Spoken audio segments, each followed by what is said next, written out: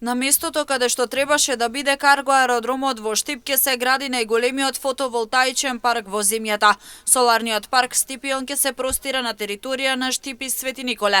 Станува збор за фотоволтаична централа која треба да произведува 400 мегавати електрична енергија и ќе биде најголема во Западен Балкан. Ако се оди по планот во 2027 година.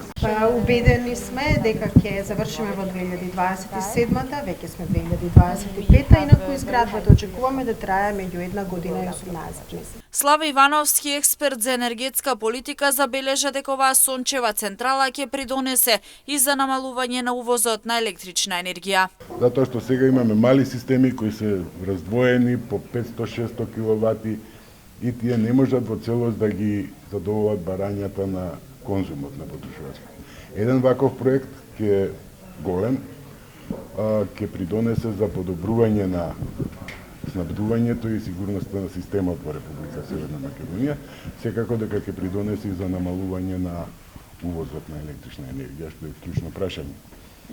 Она што треба да се направи понатаму е вакви проекти да се развиваат што е можно повеќе. Ова е 400 мегавати, јас како што успевам да разберам. Мислам дека ќе биде доволно за еден град од 30-40 илјади жители.